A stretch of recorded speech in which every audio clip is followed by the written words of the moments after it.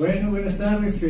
Vamos a continuar con las actividades de la feria y vamos a seguir con la presentación de un libro que pues me da muchísimo gusto que en esta ocasión podamos hacerlo de forma presencial.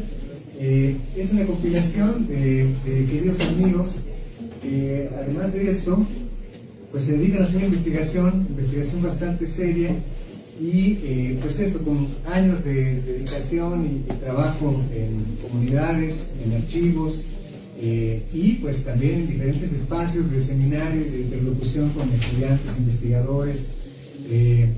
Y bueno, pues es un gusto tener acá a uno de los compiladores, Johannes Neurath, quien es curador del Museo Nacional de Antropología. Me parece que es uno de los investigadores más interesantes que hay ahorita produciendo en este país. Y además, pues eso, que ha abierto el espacio para diferentes investigadores para que puedan publicar en editoriales tan bonitas como SB, que acá nos acompañan, y que está haciendo una editorial gourmet en términos de investigación etnográfica, histórica y por supuesto antropológica. Entonces también es un gusto tenerlos acá, Raúl.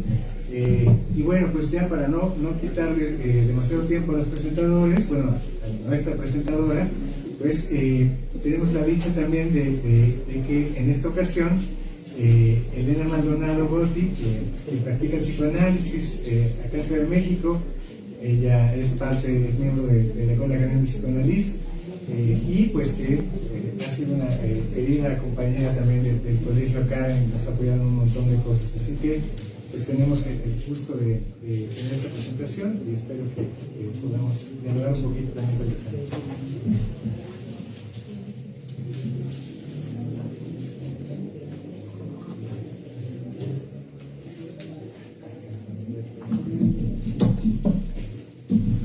¿Se escucha bien? Sí, ¿verdad? Muy bien. Muy bien, pues antes que nada, como siempre, agradecer al colegio por la organización de la feria, a Mauricio por la invitación. Me da mucho gusto estar con ustedes para presentar este libro que tiene como título Cosmopolítica y Cosmohistoria, una antisíntesis. Voy a intentar hacer uso de una metáfora que propone Donna Haraway, que le llama el método difractivo. Dice ella que a diferencia de la reflexión o la refracción, el método difractivo lo que hace es, a diferencia de la reflexión o la refracción, el método difractivo lo que hace es producir una cartografía de interferencias. Me parece que es una metáfora para pensar la geometría de la relacionalidad. Me gustaría poder, voy a ver si lo puedo hacer uso de este método, porque me parece que, y lo voy a hacer a partir de los distintos textos que configuran este libro y otros textos que son parte del corpus psicoanalítico e incluso de la filosofía, porque me interesa mucho empezar a explorar otra manera que no sea la de conjugar dos cosas, en este caso, por ejemplo, la antropología y el psicoanálisis, porque siempre se plantea así, ¿no? Como psicoanálisis y lo que sea, ¿no? Psicoanálisis y ciencia, psicoanálisis y cine, psicoanálisis y filosofía, ¿no? Psicoanálisis y yoga, etc. Entonces, cuando se plantea así, me parece que estamos ya partiendo de un impasse imposible de resolver, porque implica relacionar dos cosas que de antemano ya están configuradas, como si estuvieran terminadas, y tuvieran muy claro qué hacen y cómo lo hacen. Creo que precisamente en el campo del psicoanálisis, en el campo de la etnología y de la antropología, la pregunta de qué hacemos y cómo lo hacemos es una constante que está en continuo movimiento, por lo menos me gustaría pensarlo que así es. Recuerdo que hace muchos años escuché por primera vez una conferencia en AENA que se titulaba así, Psicoanálisis y Etnología, donde uno de los ponentes planteaba que lo que encontraba en común entre estas dos disciplinas o estos dos campos era la autoridad. Claro que el otro, ya sea con mayúsculas o con minúsculas, tal y como lo trabajamos en psicoanálisis específicamente con Lacan, es distinto a la autoridad a la que se refieren en la etnología y en la antropología. Sin embargo, me parece que no es mal punto comenzar por ahí, ¿no? Como este punto de encuentro-desencuentro, porque en ambos casos se trata de ir un poco más allá de lo conocido, pero en canchas distintas y con objetivos también muy diferentes. Uno se movería más en el campo de la cultura, el otro en el campo de lo psíquico. Pero, de nuevo, ¿hasta dónde estos dos campos son realmente distintos? ¿O dónde se cruzan y cómo se cruzan? El problema tiene también sus raíces epistemológicas, porque atañe a la cuestión de cómo definir nuestro objeto de estudio y desde dónde accesar a él.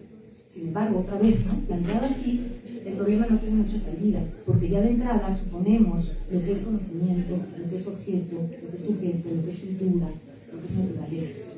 En el campo del psicoanálisis, por ejemplo, Lacan quiso sortear la cuestión haciendo algo distinto con el inconsciente freudiano, el cual no dejaba de tener sus amarres en el proyecto de la ilustración, porque Freud apuesta por conocer el inconsciente. Lacan, en cambio, a diferencia de Freud, estableció una distancia con la ciencia y con la religión que le permitió no precisamente desecharlas, sino sostener una tensión entre ellas o con ellas. Movimiento que no es menor. Creo que esto fue posible gracias a la introducción de los 3 registros y la construcción del objeto A. Un objeto que está inspirado en la cosa en sí kantiana, pero que a diferencia de Kant no está colocado más allá de lo posible, sino más acá, en la interacción de los 3 registros.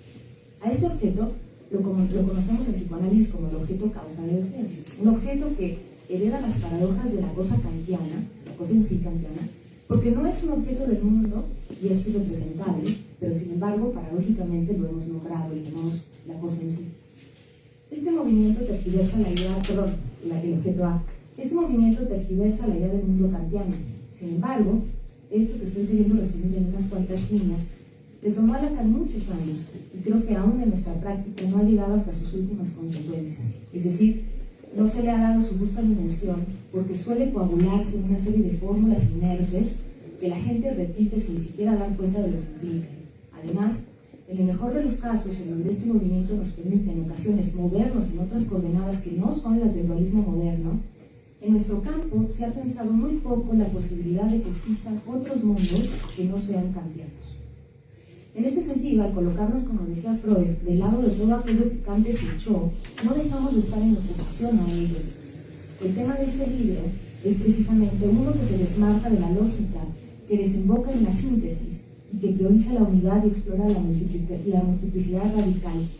Y creo que bien podemos ser receptivos a esta propuesta, que incluso tiene ciertas resonancias con los desarrollos de Deleuze y Guattari, con quien el psicoanálisis ha dialogado, no siempre de la mejor manera, pero desde hace tiempo, y, por ejemplo, también con la idea que encontramos en Lacan, cuando dice en el seminario de los incautos no hierran, que es un seminario ya tardío de Lacan, que sus fórmulas de la sexuación son fórmulas cuánticas. Yo creo que esta frase realmente hay que trabajarla, porque nos está hablando de un trabajo muy, digamos, molecular, ¿no? Muy subatómico. Así que me da mucho gusto poder compartir con ustedes algunas de las interferencias que me parecieron al leer este libro. El libro es riquísimo porque se plantea a partir de la idea de cosmopolítica, entendiendo por cosmopolítica, y cito aquí a los compiladores, un modo de mirar y de acercarse a algo, una manera de pensar. Entonces, cuando uno lee esto, dice, bueno, es interesante, pero suena como muy general, por otro lado también, ¿no? Unas líneas más adelante, dicen los compiladores, que siguen hasta cierto punto a Isabel Stengers, que es una filósofa de la ciencia, que tiene varios libros con el título de Cosmopolítica y otros muchos más, como por ejemplo En tiempos de catástrofes, Reactivar el sentido común, Pensar con Whitehead, La brujería capitalista, etc. Y como decía, la siguen hasta cierto punto en su idea, y aquí seguro aún más de uno de ustedes les va a resonar, de jugar con la figura del idiota en términos del no saber. Sin embargo, subrayan que el que la sigan no quiere decir que se trate de un libro que pueda fungir como una introducción al tema, porque incluso dicen, esto podría ser un obstáculo para entender el pensamiento de Stengers. Así pues, desde mi punto de vista es un libro que transmina también, pero desde otros lugares, y digo también porque el psicoanálisis creo que también lo hace, la unidad hegemónica propia del pensamiento occidental. La experiencia de leer el libro me pareció en ese sentido caleidoscópica. Voy a darles un breve panorama, voy a intentar ser breve, de verdad, pero por otro lado sí quisiera transmitirles un poco lo interesante del libro, para poder volver a rearticular con algunas de las ideas que planteé al inicio. El texto de Federico Navarrete ubica muy bien las diferencias entre la manera de hacer historia, digamos, desde el punto de vista de la historia tradicional y lo que se podría hacer desde la cosmohistoria, en la medida en que se aleja de la integración temporal, la definición de una sola realidad y la búsqueda de una cierta efectividad, la cual se desprende de las anteriores. El texto de Navarrete es un texto de inspiración claramente benjaminiana. De hecho, hace alusión explícitamente al ángel de la historia de las tesis de filosofía de la historia, texto que me voy a permitir citar acá. Me disculparon, pero no pude hacerlo. Hay un cuadro de Klee, dice Benjamin, que se titula Angelus Novus. Se ve en él un ángel, al parecer en el momento de alejarse de algo sobre lo cual clava la mirada. Tiene los ojos desencajados, la boca abierta y las alas tendidas. El ángel de la historia debe tener ese aspecto. Su cara está vuelta al pasado, en lo que para nosotros aparece como una cadena de acontecimientos. Él ve una catástrofe única que acumula sin cesar ruina sobre ruina y se las arroja a sus pies. El ángel quisiera detenerse, despertar a los muertos y recomponerlo despedazado, pero una tormenta desciende del paraíso y se arremolina en sus alas, y es tan fuerte que el ángel no puede plegarlas. Esta tempestad lo arrastra irremisiblemente al futuro, al cual vuelve las espaldas, mientras el cúmulo de ruinas sube ante él hacia el cielo. Pero tal tempestad es lo que llamamos progreso. Esta imagen es muy poderosa porque muestra claramente que el progreso, visto desde el punto de vista del ángel, que viene a decir algo a los hombres y que no puede hacerlo, es en realidad la tempestad y es el progreso. Así pues, la propuesta de Navarrete es pensar la cosmohistoria en tanto búsqueda, como búsqueda de la verdad histórica, sino más bien como comprensión de la forma en que construyen las limitadas y precarias verdades entre mundos diferentes. Supongo que esto les va a resonar, ¿no? El siguiente texto, que es el texto de Gabriel Krull, trata la diferencia entre cosmovisión y cosmopolítica. Según el autor, el concepto de cosmovisión durante muchos años eclipsó por completo el de ideología y se asoció con la idea de la alta cultura y civilización de los agricultores sedentarios que vivían en los límites de Mesoamérica. Entonces, cosmovisión, según el autor, se refiere a la naturaleza exterior percibida a través de los ojos ajenos de la cultura mesoamericana, mientras que cosmopolítica propone una nueva manera de hacer política, de crear espacios de reflexión, de vivir y de experimentar nuevos mundos comunes. Krull además se pregunta por estos pasajes de la filosofía a la antropología, por ejemplo, y subraya que Stenders tomó la noción de cosmos de Kant, quien soñaba con un mundo unificado y cosmopolita, y lo transformó en algo distinto, porque cosmopolítica no es la unificación armónica de todos los mundos en uno solo, todo lo contrario, es la reducción del mundo kantiano o el mundo hegemónico de la ciencia, lo cual haría posible, en contradicción con el mundo de la ciencia, lo cual haría posible mostrar otros mundos que incluso estuvieran en contradicción con el mundo de la ciencia. Me parece muy valioso el hecho de que sea la reducción lo que permita el pasaje de la filosofía a la antropología. Por otro lado, es muy interesante cómo Krull rescata algunos de los planteamientos de la cosmovisión de López Austin, quien ya se había percatado de la existencia de distintas cosmovisiones que se encontraban en conflicto y contradicción en Mesoamérica. Pero, dice Krull, lamentablemente, López Austin insistió en enfatizar la cosmovisión mesoamericana a modo de un modelito, y al final fue más importante construir una noción menos desarmónica. Me pareció además muy loable que Krull, más que criticar a López Austin, especule qué hubiera sucedido si no hubiera tomado López Austin esta dirección. Es decir, qué preguntas quedaron olvidadas o desecadas, es decir, cómo, como dice Stenders, y tras este enorme constructo.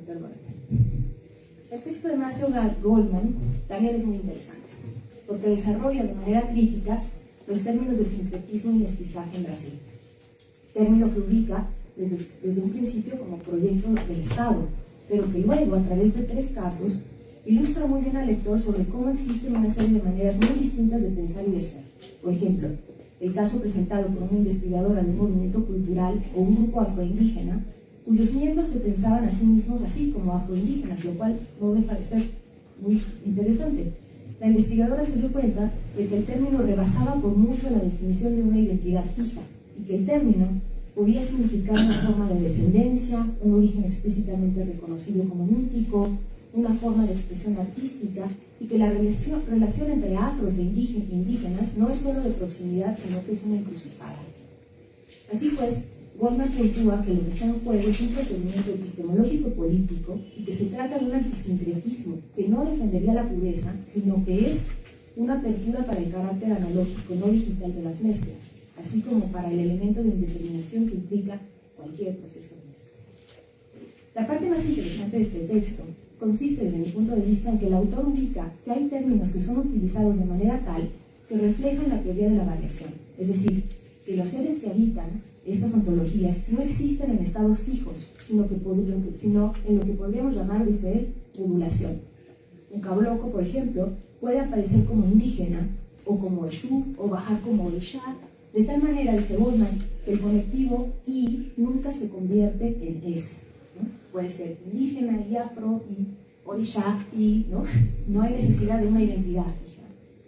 Goldman hace uso de una serie de elementos que fueron desplegados por Deleuze y Guattari en otro momento, bajo otras circunstancias, y que se movían siempre en el terreno del devenir y del agenciamiento, más que de, por ejemplo, la pregunta por el sujeto, ¿no? Eso también es una cuestión que valdría la pena que trabajáramos mucho más, ¿no? Las propuestas de Deleuze y Guattari al psicoanálisis, que abren la pregunta y plantean la pregunta de otra manera que no es para el sujeto.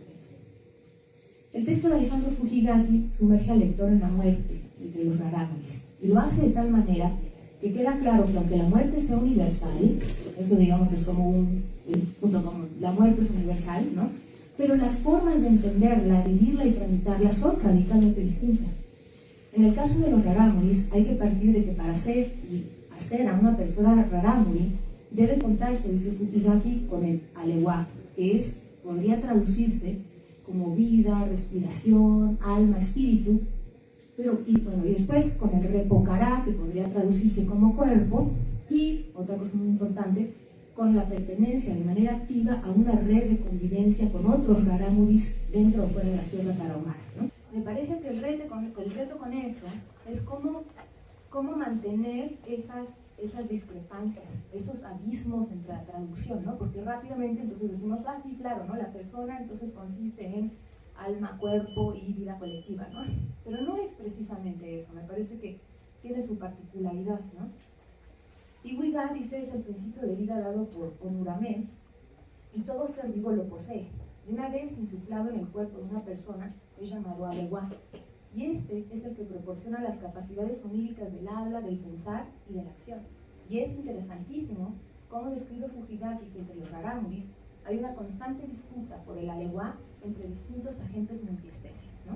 Lo cual quiere decir que el universo o el mundo, digamos, incluye una serie de elementos que desde nuestro punto de vista no estarían vivos, ¿no? Pero que para ellos sí lo están. Cuando la persona fallece, entonces, todo esto para explicar lo que es la muerte dentro de los rarámuris, ¿no? Cuando la persona fallece, el alewa mukwame, cuerpo-alma diríamos, ¿no? Debe recoger sus pasos, sus huellas, sus pisadas, su historia y su memoria en este mundo. Alewa sale del cuerpo en los sueños, por ejemplo, y entonces la muerte, dice Fukigaki, es una disyunción radical. Lo íntimo es un campo exterior y cosmopolítico.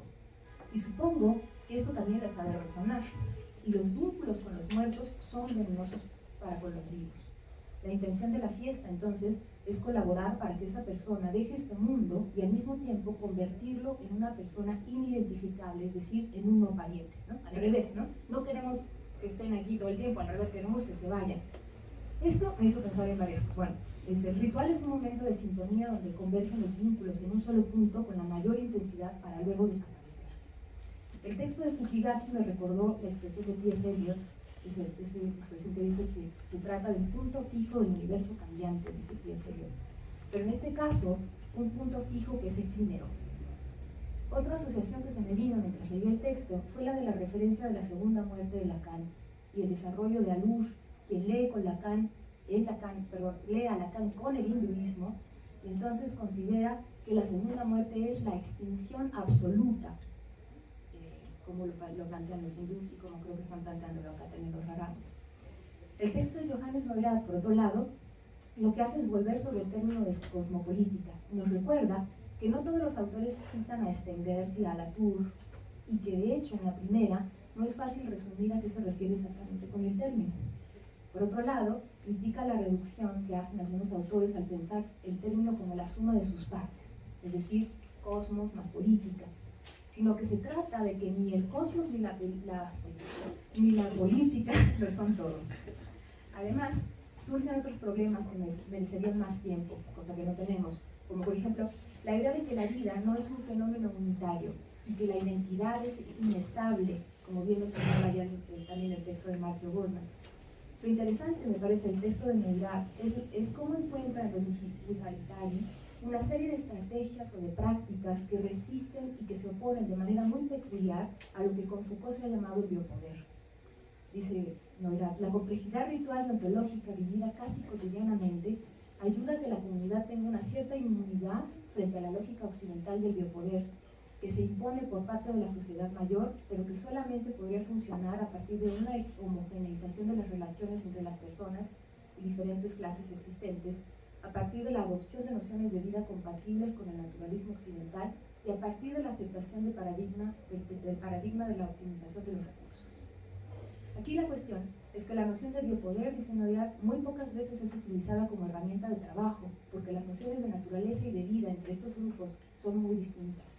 Aún así, Neurath considera que con Foucault se puede entender mejor aquello que los mucholes rechazan, siempre y cuando se considere que la comunidad practica una pluralidad de relaciones político-rituales que no armonizan una con la otra. Esto quiere decir, lo que puede resultar contradictorio no necesariamente lo es desde una lógica de la pluralidad. Y aquí de nuevo volvemos a aquello que señalaba Matthew Goldman cuando hablaba de los Kablok, es decir, que no es necesario mantenerse fijo en una sola identidad porque se puede ser indígena y mestizo al mismo tiempo, por ejemplo. No existe una teoría unitaria de funcionamiento correcto del mundo según las teorías Viharika, dice Neurath, todo lo contrario. Estas son contradictorias y son incompatibles, como también en el mundo, dice Neurath, de la ciencia contemporánea, ¿no? Una cosa que señala también es la importancia de la autonomía dentro de la comunidad, pero curiosamente, a veces esta autonomía implica que no hay problema como por ejemplo, hacer negocios con mestizos, mientras que dentro de la comunidad hay una estricta regulación de poder. El texto entonces es muy rico, me hizo querer saber más sobre la compleja manera de vivir y de pensar, pero sobre todo, me quedó muy claro que ante la tendencia a la exotización de los pueblos, especialmente el huichol, la magia, dice Neurath, siguiendo a Tausig de los huicholes, es realista, porque refleja las condiciones sociales y las diferentes prácticas, ya sean rituales o no, que les permitan a estos pueblos hacer algo frente al biopoder que describe Foucault, porque habitar un mundo donde la noción de vida no es unitaria, es ya en sí mismo un acto de resistencia frente al Estado. El último texto, el de María Isabel Martínez, tiene la virtud de adentrarse en las cuestiones más metodológicas, siempre transitando en el filo del no saber, lo cual le da pauta para volver a la discusión inicial y quizá poder jalar algunos elementos que nos permitan pensar algo de lo que he planteado acá para nuestra práctica. Como decía al inicio, el psicoanálisis en tanto práctica ha podido elaborar una serie de planteamientos al margen de la modernidad, pero aún quedan grandes vestigios de esta que se traducen en prejuicios que escucho regularmente entre quienes practicamos el psicoanálisis. Por ejemplo, la tendencia a considerar la autonomía de las personas, la independencia de las personas, ¿no?, como algo deseable en el trabajo analítico, como si eso fuera el objetivo del análisis, lo cual no haría más que reforzar la dicotomía individuo-sociedad. O la tendencia a descalificar algunos de los planteamientos que se encuentran en este libro, por ejemplo, como propios del pensamiento mágico y por lo tanto casi psicóticos o incivilizados. Y por último, un abuso de la teoría analítica que desde mi punto de vista no es estrictamente teoría, pero que funge como una especie de traje de lo que es un analista, que para empezar ya es problemático, ¿no?, que es el ser del analista, y que obtura esto que tanto insistió Lacan en considerar, esto que es el no saber del analista, que está tan presente en el texto de la compilación que hacen Neurath y Isabel Martínez. Me da mucho gusto entonces encontrar en este texto algunas nociones que nos resuenan a nosotros mucho, pero que creo que todavía hay un gran camino por construir o por desmontar más bien, y que quedan muchas otras cosas más en el tintero, como por ejemplo la pregunta por la verdad o las verdades, y por supuesto la dimensión ontológica u las dimensiones ontológicas. Muchas gracias.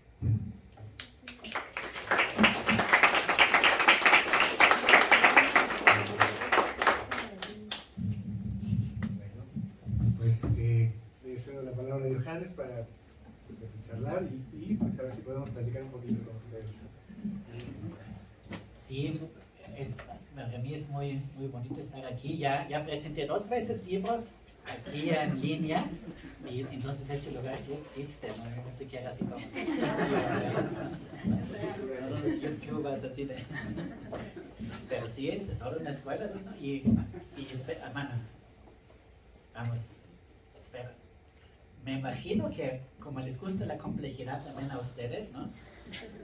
Parece que les guste este libro, ¿no? No es particularmente psicoanalítico, creo, ¿no? Sino es realmente, nosotros no trabajamos eso, ¿no?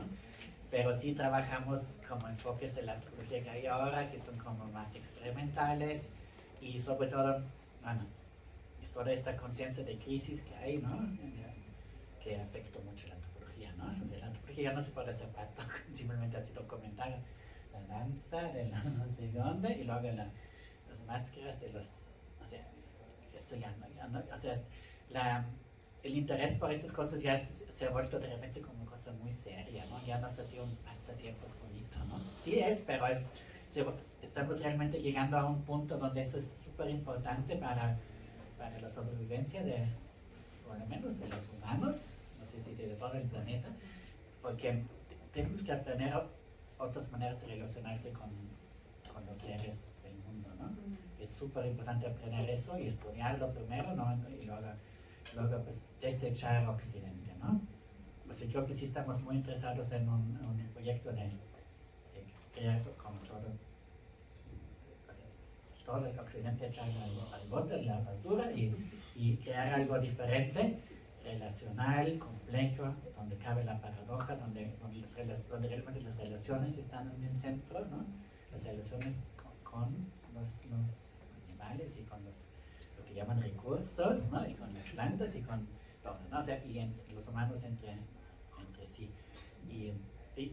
Pero no es así como esas visiones de armonía que les gustan tanto a los ecologistas. Estamos también muy críticos con eso, o sea, eso pienso que son falsas soluciones, soluciones muy cristianas, vamos. Amamos el planeta, pobre planeta, ya vamos a comportarnos bien. O sea, no es eso, sino que tenemos que aprender cómo relacionarnos con esto de una manera más, vamos, viable, ¿no? ¿Sí? Más, ¿cómo decir humano? Porque justo que no es humano, ¿sí? Porque los humanos somos un desastre, hasta los occidentales por lo menos, ¿no? Y entonces, y los indígenas no se ha estudiado así como realmente para sacar, para aprender de ellos, ¿no? O sea, por eso la antropología es una disciplina colonialista, ¿no? Porque siempre la antropología ha sido como una traducción, así los indígenas hacen cosas interesantes que significan eso, okay, ya lo explicamos. O sea, el enfoque de la cosmovisión es parte de esa antropología, ¿no? No sé si ustedes saben eso, pero la cosmovisión aquí en Mesoamérica, entre los mesoamericanistas, es como el paradigma. Entonces estamos ahí atacando, porque sentimos, aunque pues tiene obviamente buenas intenciones, pero sí es parte del colonialismo antropológico, ¿no? Que no se aprende, se traduce. O sea, nosotros, los blancos, somos occidentales, profesores, sabemos cuál es la naturaleza y ellos tienen sus creencias, ¿no? Y eso, digamos, o sea, de aprender esa manera de pensar, pensamos que es muy importante, ¿no? Y entonces, obviamente también es esa apreciación de la multiplicación y de la pluralidad de relaciones, de la complejidad, o sea, no reducir siempre todo a uno. O sea, creo que tal vez, digamos, los metodológicos es lo más importante. Olvidarnos que tenemos que encontrar la teoría más sencilla que explica el más grande número de fenómenos, ¿no? O sea, la navaja de Occam, adiós, ¿no? Ahora queremos una teoría que parte que la síntesis es un problema, ¿no? Sí, eso creo que sí se puede aprender de pueblos como los Viraritaria y los en el Candomblé. O sea, Maxwell Goldman es un iniciado del Candomblé, o sea, habla realmente de algo que practica, ¿no? Y de los Tarumaras y de diferentes grupos, se puede aprender que no se debe reducir los fenómenos a la más simple, ¿no? A la síntesis. O sea, la síntesis es un problema como concepto, por eso llamamos antisíntesis. No sé si eso va a funcionar, pero vamos, quiero explicar un poco el título.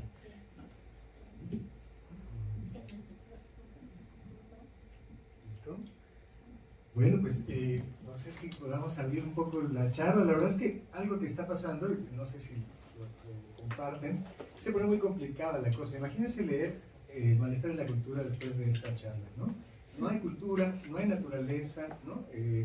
Términos, el término de cosmovisión, pues eso apela a la Weltanschauung, ¿no? Apela a una estabilización que no existe, que fue una ficción y que ha servido para muchos libros, para muchas carreras académicas, para muchos discursos nacionalistas y para la negación de muchos pueblos, es decir, también para la muerte.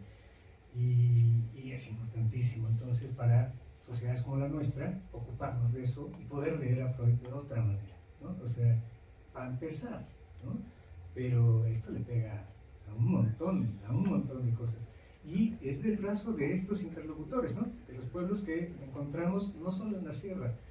La Ciudad de México es de las ciudades más cosmopolitas, ahí sí, en términos indígenas, es de las ciudades más importantes de pluralidad de pueblos que habitan los lugares como este. Y tenemos ese privilegio que siempre fue negado o siempre fue leído bajo la mirada de lo uno, ¿no? Y entonces la cosa se está poniendo muy divertida. Así que, pues, no sé si quieran comentar algo, platicar algo, preguntar algo.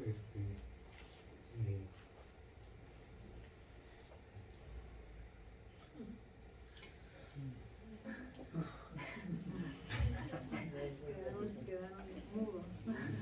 Ay, por favor, gracias. Tenemos un ingeniero de sonido. Hola. Bueno, a mí de entrada, muchas gracias a los expositores. Bueno, a mí de entrada me parece un tema muy difícil porque esto de... Quizá tendría yo que decirles que yo trabajo en el Museo de Antropología en el área de servicios educativos y también en el Museo de Arte Popular. Y la intención en esos museos es atraer al público hacia este tipo de cosmovisión, es decir, presentarles cómo viven los pueblos indígenas, y así se les puede decir. Y a mí me parece que es una labor muy complicada porque yo presento una actividad donde les estoy hablando de su cosmovisión, pero yo soy un intérprete.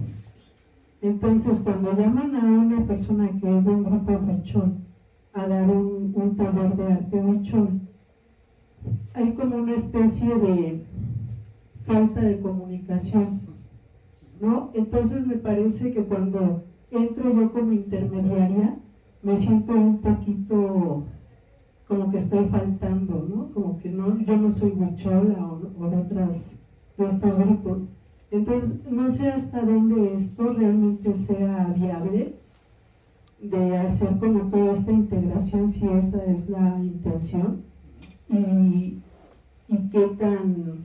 La pregunta es qué tan viable es, y la otra sería si quizá la solución sea que estos pueblos se mantengan en esta creencia y en esta cosmovisión, y más bien nosotros entrar o ser simplemente observadores, o siempre existirá como híbrido.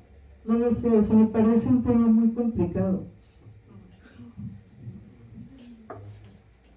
¿Quieres que conteste, no? Bueno, sí, eso se trata, que es muy complicado y la antropología tiene que darse cuenta que eso no es tan fácil. O sea, la práctica etnográfica, nosotros somos muy críticos como normalmente se hace eso, ¿no? O sea, medio entiendo eso, pero ya, la cosmovisión, eso. ¿No? Y obviamente hacer una traducción muy violenta a la noción, vamos, de politeísmo que existe como desde Europa, ¿no? Ya, que no se monetizan, son politeístas, pero al fondo es lo mismo, tienen una religión, tienen dioses, tienen rezas, ¿no? O sea, explicarle a gente que no creo que los huicholes realmente recen, ¿no? Es muy complicado, ¿no? Hacen otra cosa, ¿no? Y la negociación con estos, lo que llamamos dioses, es muy compleja, ¿no? Y es política, ¿no? Los tratan como, más bien como, ellos se comportan como abogados en un juzgado y ahí tratan de sobornar a la autoridad y regalito y así. O sea, por eso es realista, ¿no? Sí, o sea, tratan los dioses son como los poderosos, como es en el mundo real. Y les sacas contratos de convencerlos y de manipularlos y llorarles y amenazarlos. O sea, y eso hace el chamán, ¿no? Entonces, en el libro de chamanismo, eso estamos tratando de trabajarlo así, ¿no? Que es realista, no es el Magical Mystery Tour, ¿no?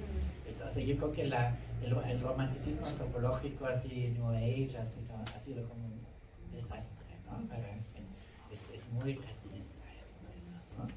Y porque no se toma en serio a los indígenas y se cierra la posibilidad de realmente aprender de ellos. Eso es como, ¿no? O sea, yo creo que ahí en la famosa antropoceno tenemos que, o sea, estamos a favor de lo que es una teoría etnográfica, así que realmente es coproducir el conocimiento. No sé, si también ponemos algo, obviamente ponemos algo ahí también, ¿no? No es así que nada más lo que ellos digan, ¿no? Es una creación de conocimiento a partir del diálogo y del arte, ¿no? Donde realmente sabiendo que no todo es sintetizable, ¿no? O sea, ellos tienen prácticas que son tan diferentes que no simplemente corresponden a algo, vamos, en lo occidental, ¿no? Y es ahí puede ser realmente lo interesante, por ejemplo, la ausencia de una noción de vida así uniforme. Entonces se te cae toda la teoría de la bien poner, ¿no? Y a ver qué haces, ¿no? ¿Sí? Y bueno,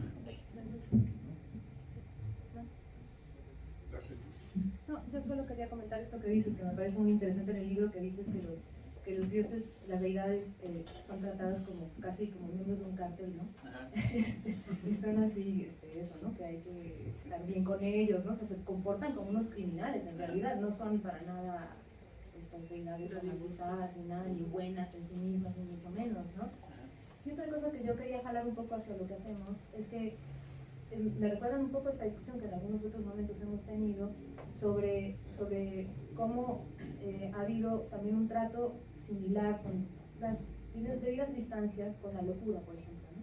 O sea, cómo se habla de los locos de esa manera, ¿no? Y hablamos por ellos y decimos, no, es que el paciente, y luego ni siquiera les damos la palabra porque decimos, no sabe lo que está diciendo, ¿no? Ese tipo de cosas, me parece que hay de pronto encuentros en esas formas de colocarse, digamos, en esas búsquedas, ¿no? De nuevas maneras de colocarse que no sean las del positivismo clásico, de pensar que el psiquiatra sabe, ¿no? Sobre de lo que los demás están haciendo, ¿no? Ana, ibas a decir algo así, supongo. No sé si así, pero asado, ¿no? Bueno, no es que el problema es un problema imposible de definir en términos de conocimiento, porque estamos esperando, como la ilusión positivista, un conocimiento puro, cuando todos son hechos, tienen una historia de las ideas que vienen de muchos otros campos, para empezar el psicoanálisis, ¿no? Pero, por ejemplo, a mí me recuerda el origen en México del INI, Instituto Nacional Indigenista, que Juan Rulfo fue uno de los directores, porque tuvo relación, que era importante, porque tuvo relación con grupos indígenas, que alimentó su literatura, todo esto, pero en el principio de que había que educarlos, porque seguían siendo salvajes. Pero al mismo tiempo, esa pregunta, digo, de saber el conocimiento, pues también lo étnico, ¿no? Porque parecería que entonces nosotros somos los verdaderos, occidentes me refiero, y ahí como el extraño, o quizá más claramente el extranjero, siguen siendo los indígenas, fundamentalmente en su cosmovisión. Y en este sentido se juega también. Si los huicholes estuvieran en nuestro lugar, nosotros seríamos como los indígenas, ¿no? O para ellos inclusive creo que hay un término que todos somos los extranjeros, ¿no? Sea mexicano de la Ciudad de México o sea inglés, es lo mismo para ellos, ¿no? Entonces está esta cuestión de extranjeridad que siempre es un límite para la posibilidad del conocimiento, ¿no? Ahorita que hablabas del cartel, en la conferencia anterior, cuando estábamos hablando de los rituales indígenas, parecía que los descuartizaban parecía como los Zetas, ¿no? Que estaban haciendo esta cuestión. Nada más que yo creo que estamos condenados a esta hibridación de saberes para poder abordar al extranjero.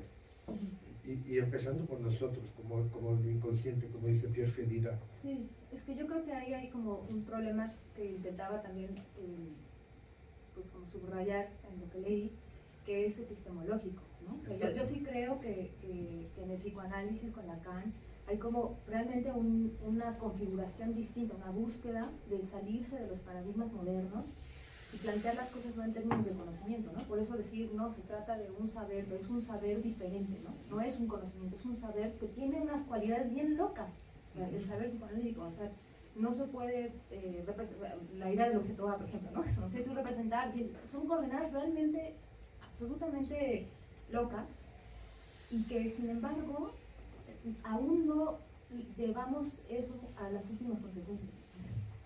Entonces, seguimos de repente separando, por ejemplo, otra cosa que sucede, separar teoría de práctica, ¿no? A mí me parece que es un impasse moderno, ¿no? O sea, no hay separación en psicoanálisis de teoría y práctica. La práctica es teoría y la teoría es práctica, ¿no?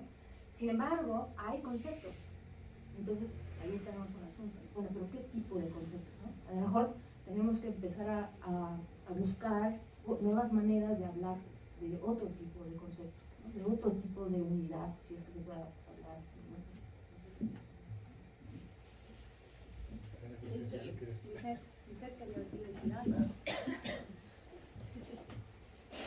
Vicente, en la mañana traía un ejemplo huasteco muy parecido al de Fuji, por cierto.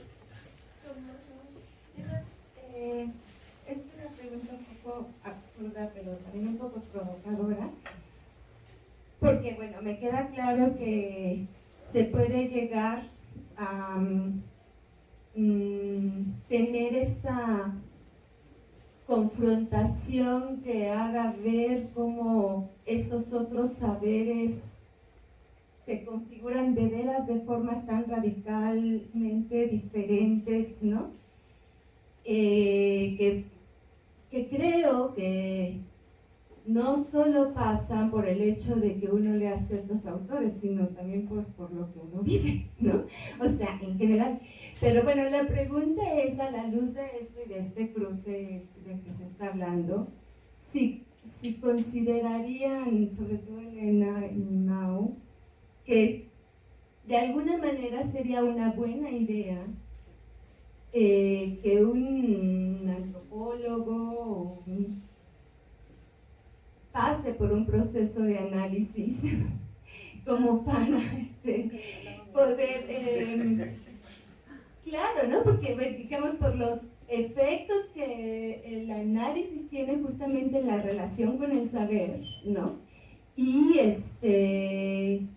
esto, bueno, que están planteando. Digo, ya sé, no son recetas, ¿no? Pero simplemente la arrojo como para pensar, porque sí, digamos, hay cosas también que hace tiempo que estamos escuchando y parece ser que no terminan de incorporarse, ¿no? De una manera que se extienda en el quehacer, digamos, desde la academia, ¿no? O que siguen siendo espacios muy pequeños donde se discuten estas cosas. Entonces, bueno, eso. Sí, no. Bueno, creo que también el problema fue el etnopsicoanálisis, ¿no? Que fue como muy fuerte un tiempo y como no llegó como... Bueno, aquí hicieron sus cosas, ¿no? Y sí sacaron de repente libros interesantes de antropología, pero sí muy en esta onda de traducir lo de ellos a lo nuestro, ¿no? Porque el psicoanálisis también tenía esa necesidad de establecerse como científico, ¿no? Así como, ¿no? Como filosófico, correcto, ¿no? Pero por eso lo planteaba más a nivel de la experiencia del análisis, ¿no? Y ahí, no sé si, como dice Gustav Mahler cuando fue con Freud, no así, yo me analizo y ya no hago arte, ¿no? Entonces, sí tienes que ser medio loco para ser antropólogo, ¿no? Así de campo, ¿no?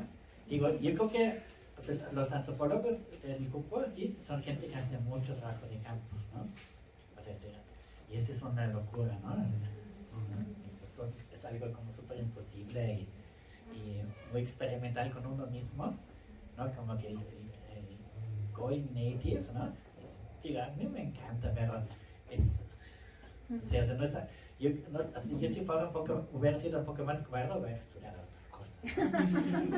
Y, ¿no? Así, no sé, o sea, sí, o sea, creo que todo eso es un síntoma de un malestar con la cultura occidental cuando se vuelve antropólogo, ¿no? O sea, esto te pasa por no estar de acuerdo con...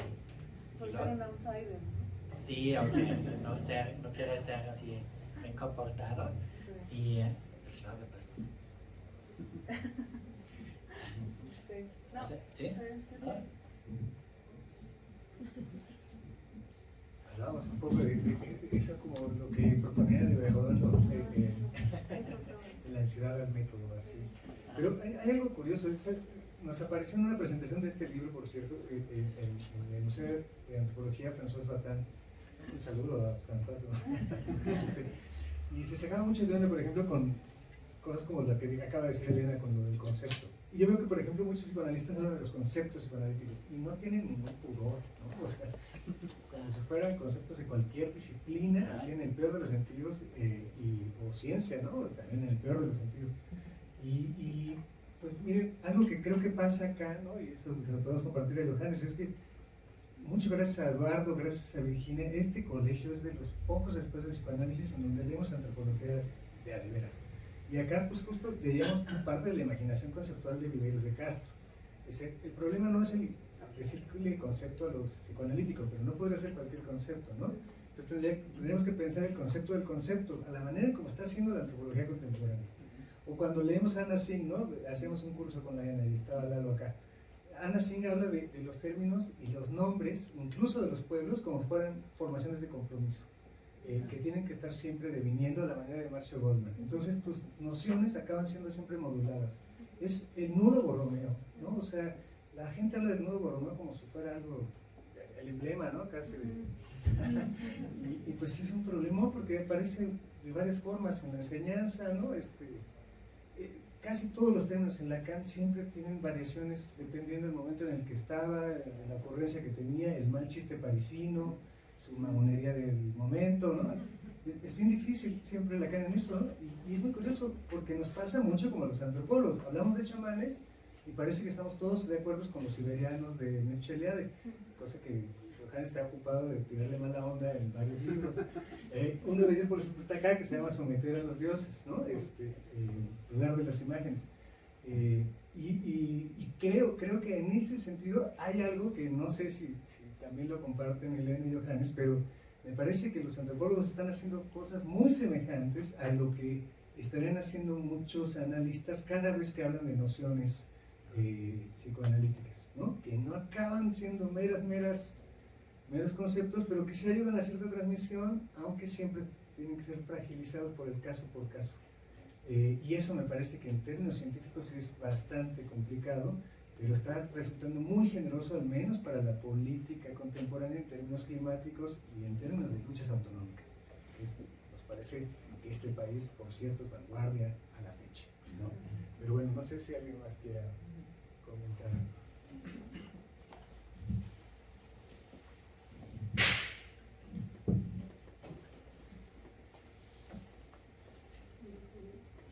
¿Listo?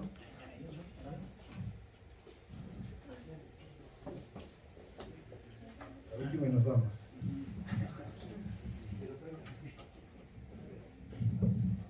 Listo, gracias. ¿Cuál podría ser la evolución de esta cosmopolítica y cosmovisión hacia los siguientes años, dado que estamos viviendo una etapa posmoderna y con estos nuevos dioses como el Wi-Fi, el Internet, las redes sociales y la inteligencia artificial?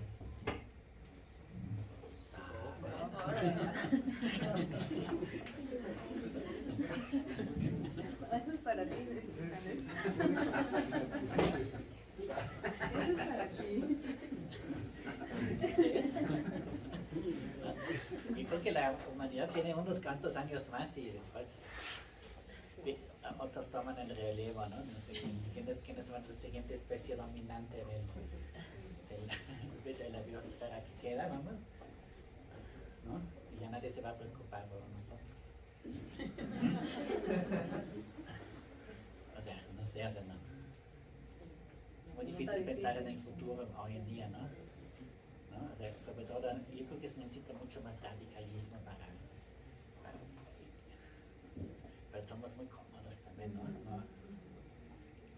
O sea, también se entiende, ¿no? Porque somos como los que están en el Titanic todavía tocando el cuarteto. Sí.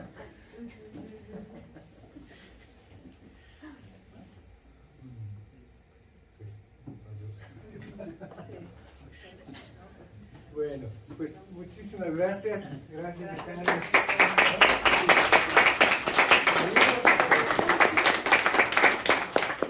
Seguimos con la síntesis. Ahora viene el antimanual, entonces si aguantan 2 minutitos, continuamos con la presentación.